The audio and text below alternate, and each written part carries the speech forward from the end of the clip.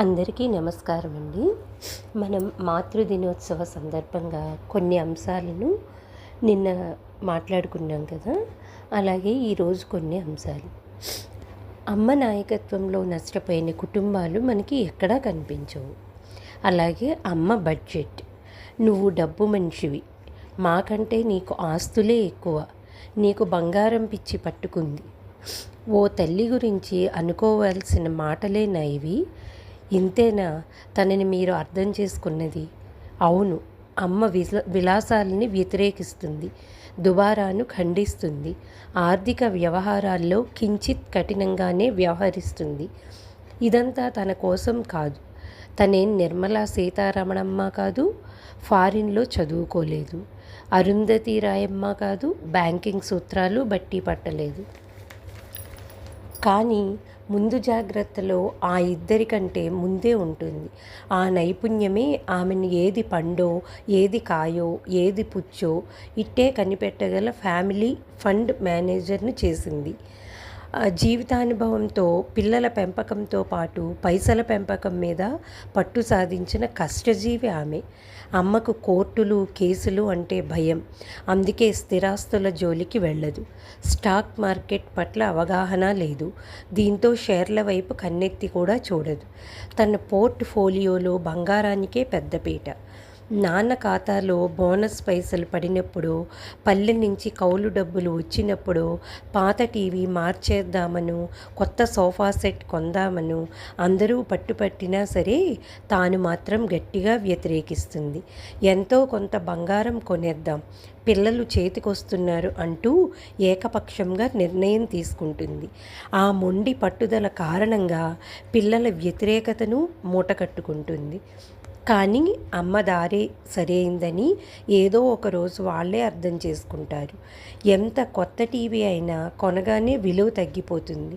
ఎంత నాణ్యమైన సోఫా అయినా కొన్నాళ్లకు రంగు వెలిసిపోతుంది. బంగారానికి ఆ పరిమితులు లేవు. వన్నే విలువ రెండూ తగ్గిపోవు, అమ్మ ముందు చూపులాగాని. బంగారం ధర 1,00,000కు చేరువైన సమయంలో సోషల్ మీడియాలో అనేక పాత ముచ్చట్లు వచ్చాయి. ఆ జ్ఞాపకాల్లో అమ్మే కథానాయిక. 10 ఏళ్ల క్రితం మా అమ్మకు పుట్టింటి వాళ్ళు పసుపు కుంకాల కింద ఇచ్చిన పొలానికి మంచి బేరం వచ్చింది. వెంటనే అమ్మేశాం. మొత్తం 16 లక్షలు చేతికొచ్చాయి. నాన్నకేమో ఖరీదైన లగ్జరీ కారు కొనాలని కోరిక. అమ్మకు ఆ ఆలోచన నచ్చలేదు. కారులో ఏం ఉంటుంది, పైనుంచి కింద వరకు అంతా ఇనుమే. నాకైతే బంగారమే ఇష్టం. అలా అని బంగారం లాంటి మిమ్మల్ని చిన్నబుచ్చలేను. ఓ పని చేద్దాం, 8 లక్షలతో మన స్థాయికి తగిన కారు కొనుక్కుందాం, మిగతా 8 లక్షలతో బంగారం కొనేద్దాం అంటూ విన్ విన్ ఫార్ములా భర్త ముందు పెట్టింది. ఆ నిష్పత్తి ప్రకారమే కేటాయింపులు జరిగిపోతాయి. ఇప్పుడు నాన్న పాత కారు 1,00,000 రూపాయలు కూడా పలకదు.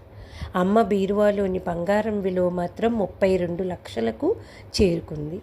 ఆ డబ్బు మా పాప మెడిసిన్ చదువుకు పనికొచ్చింది అంటూ ఫేస్బుక్లో గతాన్ని నెమరేసుకున్నాడు ఓ మిడిల్ క్లాస్ పద్మనాభం. అమ్మ డబ్బు విలువ తెలిసిన మనిషే కానీ డబ్బు మనిషి కాదు. ఆమె పొదుపు పిల్లల కోసం, ఆమె మదుపు పిల్లల పిల్లల కోసం. సందేహం లేదు, అమ్మ మనసు 24 క్యారెట్ల బంగారమే. కాకపోతే బంగారం విలువను అర్థం చేసుకున్నంత బాగా అమ్మ విలువను మనం గ్రహించలేకపోతున్నాం. అమ్మ సెంటిమెంట్లు. శుక్రవారం షాపింగ్ చేయకూడదు, శనివారం నాన్ వెజ్ తినకూడదు, ఏడాదికి ఒకసారైనా సకుటుంబంగా తిరుపతికి వెళ్ళాలి, ఇంటికి ఎవరొచ్చినా ఖాళీ కడుపుతో పంపకూడదు. అమ్మ సెంటిమెంట్లు బలమైనవి, స్థిరమైనవి. వాటి విషయంలో ఏ చిన్న తేడా వచ్చినా తట్టుకోలేదు. కాళికాంబ అయిపోతుంది. కాబట్టే అంతటి నాన్న కూడా ఎప్పుడూ అడ్డు చెప్పడు. సమస్య అంతా పిల్లలతోనే. ఎదిగే కొద్దీ తమకే అన్నీ తెలుసుననే అజ్ఞానం పెరిగే కొద్దీ ప్రశ్నించటం మొదలు పెడతారు, ధిక్కరించటం ఆరంభిస్తారు. దీంతో ఆమె మనసు చివుక్కుమంటుంది. అమ్మ నమ్మకాల్ని తేలిగ్గా తీసి పారేయలేం. వాటి వెనుక బలమైన కారణాలు ఉంటాయి. దేశానికి ఉన్నట్లే దేశంలోని ప్రతి గడపకు ఓ రాజ్యాంగం ఉంటుంది. కుటుంబ విలువలు, తరాల సాంప్రదాయాలు, ఏటా చేయాల్సిన నోములు, ప్రత్యేక సందర్భాల్లో నిర్వహించిన వ్రతాలు అన్నీ ఆ అలిఖిత రాజ్యాంగంలో భాగాలే. వాటి అమలు బాధ్యత ట్రస్టీ హోదాలో అమ్మది. నిజానికి ఆ సెంటిమెంట్లను మూఢనమ్మకాల ఘాటన కట్టేయలేం. తరచి చూస్తే దాదాపుగా అన్ని ఆరోగ్య సూత్రాలు నైతిక నియమాలే. నాన్ వెజ్ అలవాటును పరిమితం చేసుకోవాలని డాక్టర్లు ఎప్పటినుంచో హెచ్చరిస్తున్నారు. వారానికి ఒక్కరోజు అమ్మ మాట ప్రకారమైతే శనివారం నాడు చికెన్, మటన్లకు నో చెబితే జీర్ణ వ్యవస్థకు కొంత విశ్రాంతి ఇచ్చినట్లు ఉంటుంది. ప్రస్తుతం ఆన్లైన్ షాపింగ్ వ్యసనం స్థాయికి చేరిపోయింది. ముందుగా శుక్రవారాన్ని నో షాపింగ్ డేగా ప్రకటించుకుంటే ఆ అలవాటుకు కొంతమేర అడ్డుకట్ట పడుతుంది. తీర్థయాత్రల పేరుతోనే కావచ్చు కుటుంబ సభ్యులంతా కలిసి ఏడాదికి ఒకసారి తిరుపతికో, యాదగిరి గుట్టకో వెళ్ళి రావటం మంచిదే. మన అమ్మే కాదు, ఏ తల్లి ఛాందసవాది కాదు. కూతురి భవిష్యత్ బావుంటుంది అనిపిస్తే బంధువర్గాన్ని ఎదిరించి అయినా ఒంటరిగా విదేశాలకు పంపుతుంది. కొడుకు మెచ్చిన అమ్మాయి యోగ్యురాలనే నమ్మకం కుదిరితే కట్టుబాట్లను ఛేదించి మరీ ప్రేమ వివాహానికి పచ్చజెండా ఊపుతుంది. ఎదురింటి ఎలిజబెత్ టీచర్ పంపే క్రిస్మస్ కేక్ను ఎంత ఇష్టంగా తింటుందో, పక్కింటి ముంతాజ్ బేగం ఇచ్చే షీర్ కుర్మాను అంతే మక్కువతో రుచి చూస్తుంది. భోజనం వేళకు పిల్లల స్నేహితులు ఎవరొచ్చినా ఎంగిలి పడేదాకా వదిలిపెట్టదు. దేవుళ్లను, సాంప్రదాయాల్ని నమ్మటం, నమ్మకపోవటం మీ వ్యక్తిగతం. కానీ బిడ్డగా అమ్మను నమ్మండి, అమ్మ సెంటిమెంట్లను గౌరవించండి. అమ్మ